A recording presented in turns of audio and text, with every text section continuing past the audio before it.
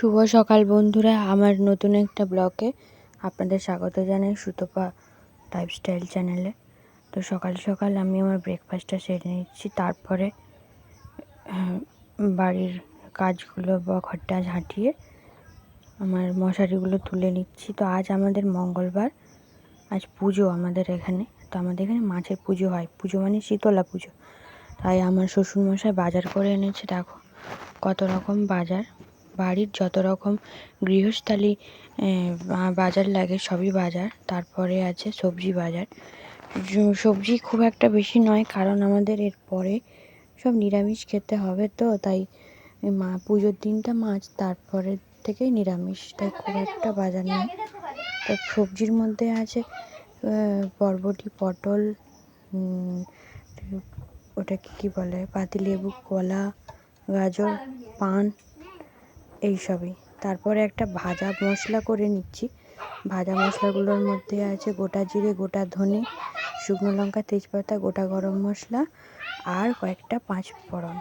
তারপরে এগুলোকে ভালো করে ভেজে শিলনোড়ায় গুঁড়ো করে লাগলে এটা অনেক দিনের ভাজা মশলা, যে কোনো তরকারিতে দিলে সেটা বেশ ভালো লাগে খেতে।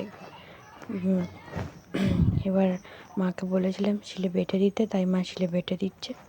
তো আমাদের পুজোর মাছ এসেছে অনেক, এইগুলো চিংড়ি মাছ এসছে, আর এটা হচ্ছে মাছের তেল বা মাছের বীজ। তো এই মাছগুলো আজকে রান্না হবে এবং এটা কাকিমাদের মাছ। তারপরে দেখো সকালে ওরা জল সইতে যাচ্ছে, মানে ওরা ঘর তুলতে যাচ্ছে এরকম। তো মাইক দিয়েছে, কোনো কিছুই ঠিকমতো শোনা যাচ্ছে না। খুবই সেদিনে এতটা পরিমাণে আওয়াজ ছিল কি বলবো। আমার এই ভিডিওটা এডিট করতে অনেকটা সময় লেগে গেল। আজ হতে যায় রবিবার, তবুও আমি আজকের ভিডিওটা এডিট করছি। তারপরে দেখো বাজনদার বা বাজনা যারা বাজাতে আছে তারা বাজাতে এসেছিলো, ওই যে শুনছিলাম। তো একদিন আমি গেছিলাম মেলাতলায়, মেলা দেখতে কেমন মেলা হয় বা ওখানে হরিনাম হয়, আর মানুষজন সেটাই শুনতে আসে। তো আমার ব্লগটা কেমন লাগলো অবশ্যই জানিও। যদি ভালো লেগে থাকে লাইক, কমেন্ট, শেয়ার আর সাবস্ক্রাইব করতে ভুলো না। তোমরা সবাই কেমন আছো অবশ্যই কমেন্টে জানিও। নমস্কার।